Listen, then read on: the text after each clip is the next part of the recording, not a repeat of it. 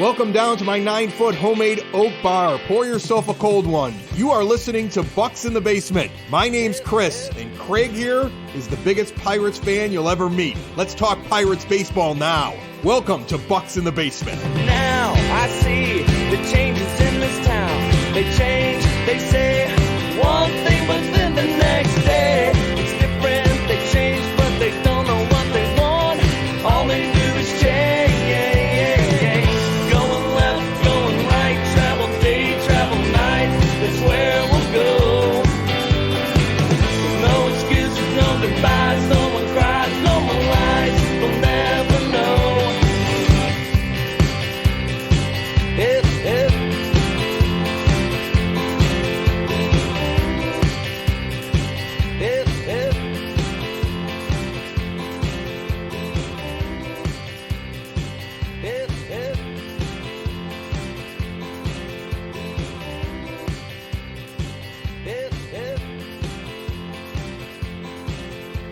The Pittsburgh Pirates, with their win last night, have secured a better record.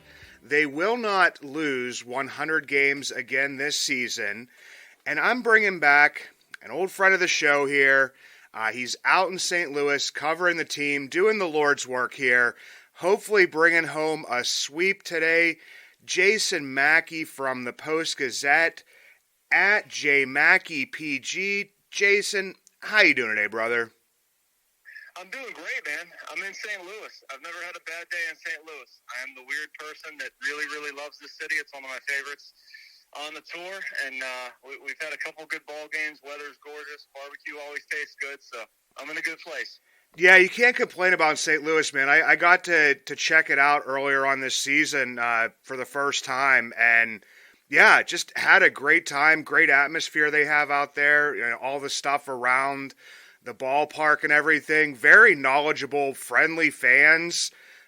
So, yeah, you can't really ask for too much more in a road trip. No, you can't. And people, like, if I say that I love St. Louis, people look at it like, really? What? What's wrong with you? And I don't understand that, man. Like, from a beat writer's perspective, there's a Marriott right down the street that I can always get a good rate at. There are several good restaurants in the place you mentioned across the street, Ballpark Village. It's fantastic. I can normally get a direct flight in and out. They treat you well media-wise. I wish the press box was a little bit closer, but I'm certainly not going to complain about that.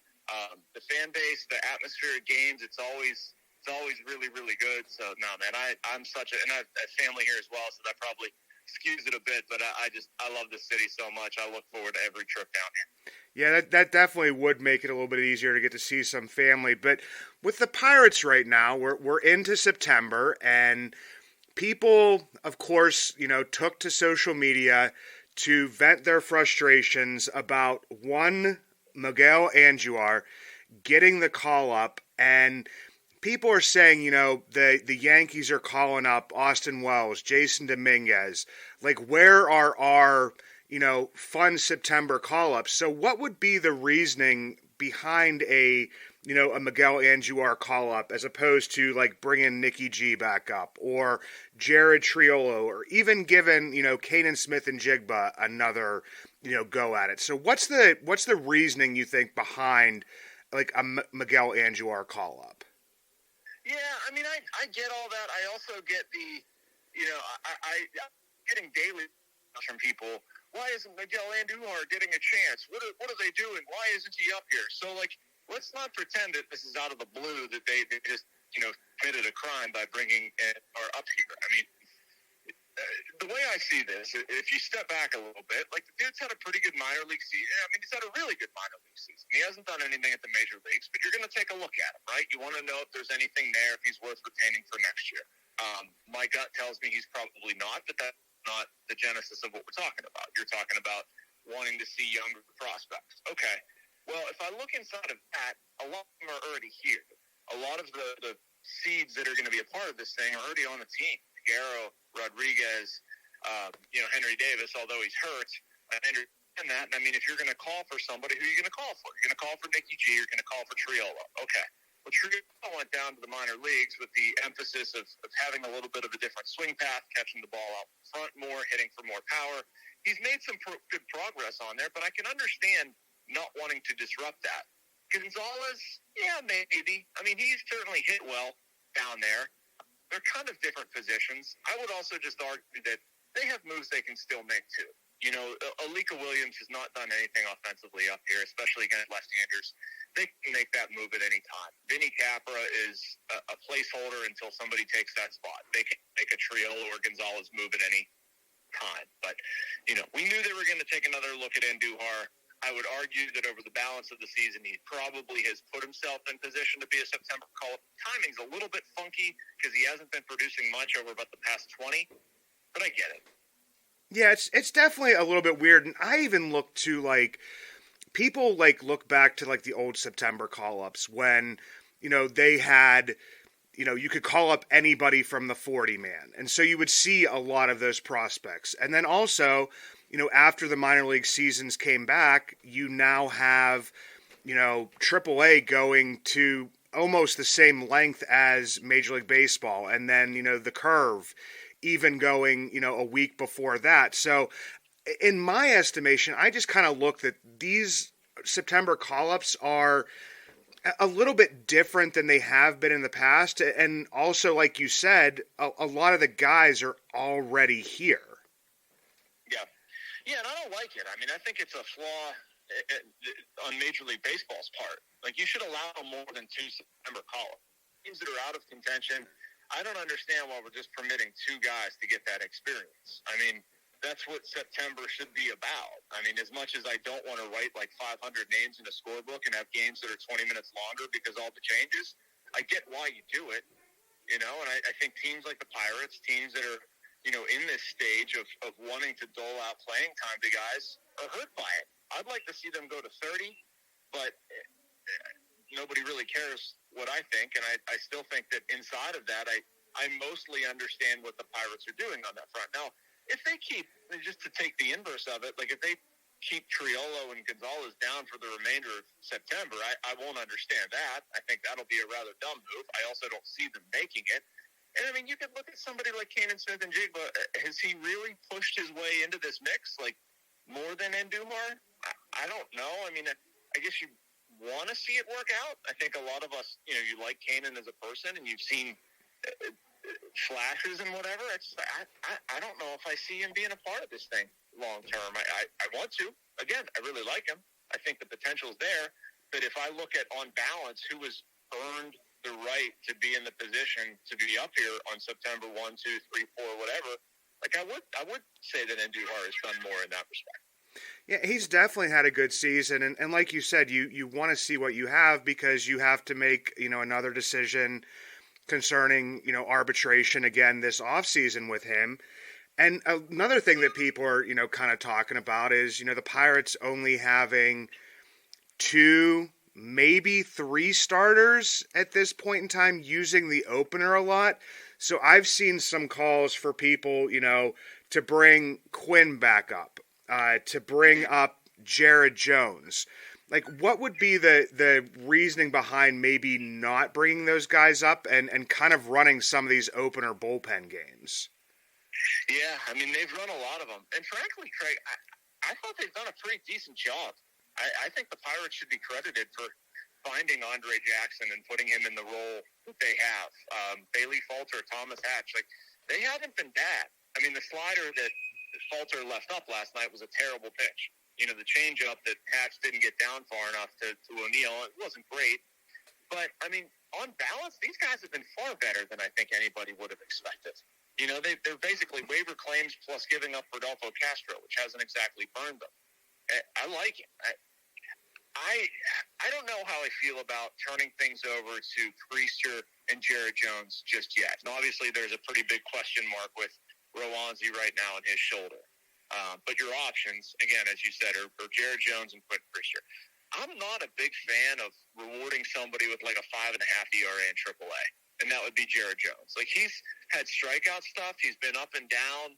I'm generally for the player telling me if he's ready. And if that's, you know, a guy performing his butt off in May and it's outside of a Super 2 window, then I'm going to make that argument that the player, if he's performing, should be up there. But at the same time, if a player's not performing, like Jones is now, I don't want him up here. And that's not a slight against Jared Jones. I just think you should establish a meritocracy that your best players should be up here. Quinn's a little bit different, but I don't know if I've seen enough in the minor leagues to feel good about him coming back here and really contributing. Like, I think they need to get more of that velocity out of him. If that doesn't happen this year, if that doesn't happen until next year, I'd rather that outcome than force him up here just because, they don't have enough major league starters, or, we need innings. Like, I know people don't want to look at it that way. You want to try to win games, but I'd rather lose the game now and get Quinn Priester right for next season, if that's the decision I'm making. So, ideally, yes, you just want him to improve enough to push his way back up here. That would be great. But I don't want to force guys if they're not showing me they deserve it. Yeah, and a lot of times people look, all the highlights on Twitter, on Facebook, and everything, and I've talked about this on previous shows before, is that, you'll see all of the positive highlights. Like, unless it's like a blooper, you're not going to see, like, they're not going to show you, the clips of Quinn Priester's walks. Like, everybody will say, well, Quinn Priester struck out like 7, 8, 9 guys the other day. But then when you look at the final line and you see, number one, that most of those are coming on his curveball, his off-speed stuff, which, we saw a lot of the major league hitters kind of spit at because they know that it's not going to fall within the zone, and then you're not showing the walks. So, yes, Quinn has definitely some stuff to do, and Jared is getting the strikeouts, but I would agree with you on the point that it's like, well, why push it? And especially with Jones, the way that Ben Cherington has operated and I think will operate is, if he doesn't need a 40-man spot until, next year, like, he doesn't have to be added at this point in time, I would see Jones as the, less likely call-up of the two. Same. And I think you'd like to not blow out Oviedo and Keller, but right now, everything I've seen from Andre Jackson, I'm sure is heck going to run him out there every fifth day. I have no issue doing that.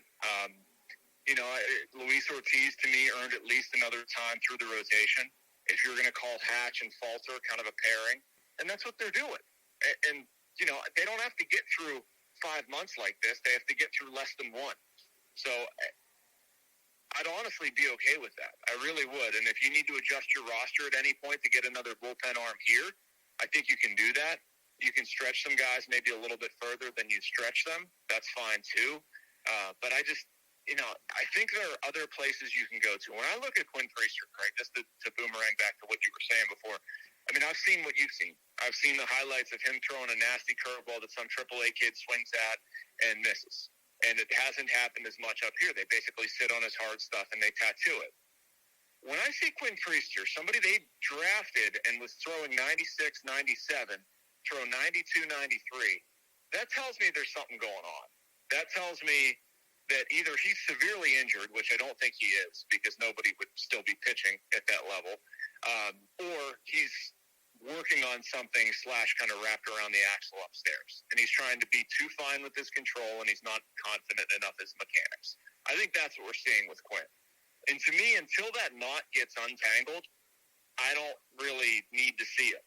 And again, not trying to be mean. I'm a big Quinn Priester fan personally, but that's really important for him to have confidence in his control, have comfortability in his delivery, and we just haven't gotten there yet with him.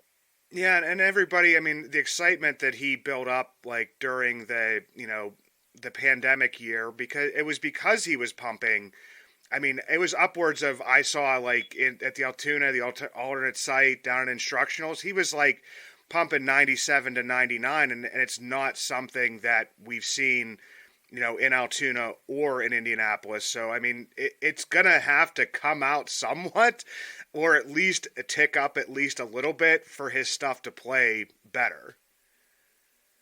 Yeah, and here's at least my observation of the Pirates pitching program right now. And they've done similar stuff with Rowanzi and Luis Ortiz. They're not doing this to try to get guys hurt. They're doing it the opposite. They're trying to prevent them from getting hurt. They're trying to help them. Do I think they're going about it the right way? No. I think they're putting too much on young pitchers and causing them to think about too much and worry, and it's affecting their delivery. It's affecting their confidence.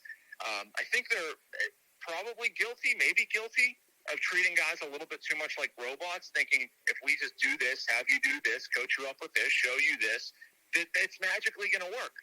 Like, the meal doesn't always taste great. The ingredients can be fantastic. Sometimes you just screw them up. And I'm not saying the Pirates are doing that, but I'm saying that, you know,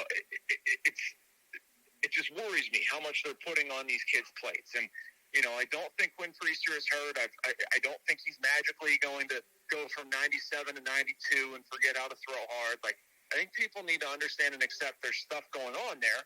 You don't have to like all that's going on, but I think we can acknowledge there's stuff happening with him, and he's trying to do things. And the Pirates, again, are trying to get his body to move in such a way biomechanically that preserves him for the long term. But it's kind of preventing the present at the moment. Yeah, and not to completely go down the rabbit hole, but I mean, just a little bit of just hearing like some, you know, rumblings and different stuff about Luis Ortiz maybe being possibly like overwhelmed with the amount of, you know, information and trying to process all of that while still trying to pitch, where last season, you know, we saw him just kind of, for like not a better term, but just almost like shoot from the hip and just, you know, and just throw. Yeah, I mean, I think that there was a fear that Ortiz was going to throw his arm out because his body wasn't moving the right way. And that could be completely founded. You know, that's a very good point. I'd want to preserve Luis Ortiz if I was running the team too. But if I'm coaching this, if I'm doing this, I'm probably doing it in steps. And I'm probably doing it in a little bit more of a risky way than the Pirates are doing it. And, of course, that's easy for me to say, having no financial or future investment in these kids at all. Like, you know, my professional futures aren't tied to their success. So, of course I'm going to take more of a risk. But, you know, I mean, shoot, Ortiz talked about that in Detroit. I remember standing there outside of the Pirates clubhouse where he said, like, he's thinking too much about his delivery and worrying about his body and having to take a little bit off to make sure he's throwing the pitches where he wants to throw them, or at least close. So, I mean, you know, that's not even speculation. Luis has talked about it. Quinn Priester talked about, you know, when he's two strikes, he often locks up. Like, that's not good. That's not good that you're having guys do that as opposed to, you know, free and easy, feeling comfortable and confident on them out. Yeah, it's definitely not a good thing. And we're talking about, you were mentioning about, you know, injuries and different stuff like that, which kind of loosely segues into the next talking point that I was thinking about here, is that Oneil Cruz. You made some people were like, Jason Mackey is worried about Oneil Cruz. And I read into your tweet of that, well, that's not good for, you know, this season. It wasn't like this isn't good for, you know, Oneil Cruz's career. Like, I knew what you were typing, but of course it caused, you know, a little bit of like melee from people on Twitter. You know, people on Twitter overreacting. That never happens, Jason. Just please don't post a picture of food, because you're not allowed to have fun while you're on the road. Oh, you caught that too? Yeah, I see all that stuff, man. It's so funny. That made, like, God forbid, I just send my kid to school for the, I don't know how many year I couldn't, like, take him to his first day of school because I was working, and I hear about all kinds of stuff that I'm missing at home. And this dude's bent because I tweeted a picture of fish tacos. Get out of here. Yeah, and those wings, I think you posted a picture of wings. Those wings looked absolutely amazing. They were fantastic. Another reason to love St. Louis, my man. Peel and Clayton, not far out. Yeah. So anyway, with Oneil Cruz here, I mean, this to me kind of goes almost like twofold, is that, you know, obviously he's going to have to run. He's going to have to run the bases. Some of this is going to be the, you know, mobility and stuff for playing shortstop. We have like a DH position that seems to be spoken for 2024. Like, is it going to be like Oneil Cruz is shortstop or nothing? Or do you think there's going to be a way that they can kind of work him back using like some DH, some off days, and playing some shortstop? All right. So I've got a lot of thoughts on this. I'm going to try to keep them somewhat concise. To back up to the original tweet, yes, I mean, it means not good things for this year. It means he's done for this year. I've been in St. Louis watching him do next to nothing. Like, I don't even think they're trying. Well, I shouldn't say it that way. I just think that it's a conservative approach at this point, right? Like, why push it? It's too late. It's not going to be enough games to get back. So be it. For next year, am I worried about Cruz? No, I'm not. I'm not. I think he'll be just fine. I think it's the right play to kind of pack it in, take the winner, make sure he's fully healthy for February 2024, and go from there. And nobody has received any indication that this is something that's going to linger with him long term. Now it's medical stuff. Nobody knows for sure. But again, are you going to bet on a kid who's been tremendously athletic to get over something that most of the world gets over at some point? Yes. So anyway, I like that angle. Now, what do we do for 2024? The way I see this, I mean, he's got to play some shortstop. You know, his value is there. I like him at shortstop. I thought he made some strides. I hate the idea of him going over to first base. That gets suggested to me every day or every other day, like people trying to play him or Henry Davis over there. I don't understand it, all because he's tall. Like you have to be tall. When during the same season, we've seen the best first base anyone has played in Pittsburgh in I don't know how many years out of Carlos Santana, and he's relatively short. So, like, you don't have to be tall, but you know how to play the position. Those guys don't know how to play the position. You need Oneil Cruz to play shortstop. If they can get him to play shortstop, that's fantastic. You're also going to sort of factor in what the DH looks like. I do expect Kutch to return, but one of the things that you need out of Kutch is for him to play a little bit of outfield, in my opinion. I talked to him about this in Kansas City, where his goal is like to get his elbow right, get his knee right, be able to go out there a couple times a week. And he feels like, you know, he was quote unquote hoarding the DH at bats, and he's not wrong. And so that would help to be able to keep Cruz's bat in the lineup. It would help to keep Henry Davis, Andy Rodriguez, their bats in the lineup if Kutch could just play a little bit of outfield. Yeah, I mean, that's where, like, I mean, and with Kutch, I mean, people have gotten mad at me on this show, Jason, if you can believe it, but they've gotten mad at me of just basically stating facts of, you know, McCutchen since July has an OPS of like 601, a WRC plus of 74. Like, he's starting to wear down, and it's almost like I still think he can definitely be effective. The bat speed has not been affected whatsoever. He has one of the best eyes in baseball, can still get those walks. I think during this time that I'm talking about, he has like an OBP of like 329. So there is still some value in Kutch. But like I said, he definitely, I didn't see him just being the full-time DH this year. I saw him definitely playing a little bit more outfield, and some injuries have stopped that. And I don't think we can go into next season where it's like he does the same thing again. That's just more my point. I want Kutch back. I love seeing him play, but I also want to see the positions used to like their most effective way. Oh, I'm with you. And it's going to be a really tricky thing for the Pirates because, again, I agree with you that he has not been terribly effective. Well, I don't want to say it that way, but I mean, he's been less effective than I thought he would be in the second half, given what we saw in the first half. Like, you know, we were talking about him having an outside shot at the All-Star game. I don't think it's been that way since the All-Star game. You know, and if you're going to run it back, if they wouldn't bring him back, they're going to take a huge hit on that unless he decides that he's retiring. That might be their saving grace. I think probably what you end up doing is coming to an agreement with Andrew and say, we will bring you back. You will be back for the entire year. This is what your playing time looks like, and we'll give you a shot to play the outfield, and you try to use him as much as possible. And, you know, you're mindful of his rest days early on. He's probably not an everyday player. He's a part-time outfielder, part-time DH. If you have to pay him a few more dollars to make that work and keep him away from another market, fine. But I think he wants to come back. I think they want to have him back. But, yes, you're right. It needs to look a certain way where he can't just be the DH because he's not a great option, but he's their best available option, and he also can't do anything else. Like, that's not a perfect equation right now. No, it's just in my mind, and like I said, it's not even just trying to be disrespectful to Kutch. It's just if we're trying to start to move forward, and by we, I mean the Pirates, if they're trying to move forward and be a more competitive team, then you can't have, you know, all of these plate appearances going to a guy that's not performing to the level that you want or expect from him. And like I said, I created some waves with that.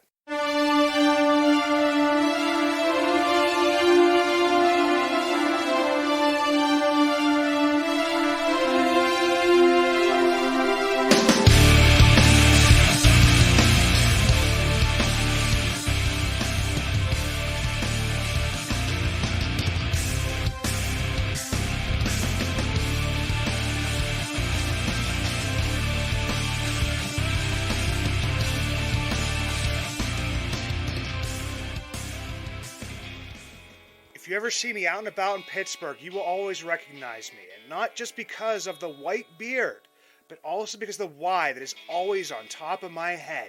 The hat I always wear. The Yins brand. Proud partners with Bucs in the Basement. 3 dynasties. 1 brand. Yins. Finally, 1 brand to rep all black and gold. Follow at Shop Yins for new merch drops and giveaways. Order online at www.shopyins, the emphasis on the 2 Z's, high quality comfort, lightweight materials, a new modern look for the black and gold, made for Yins by a Yinzer.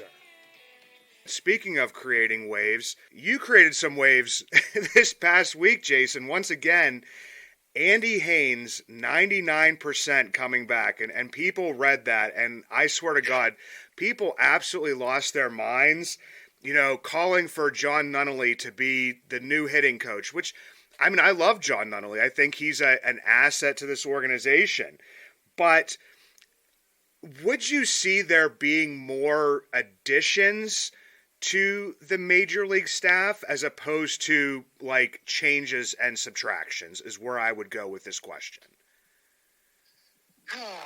Additions versus changes.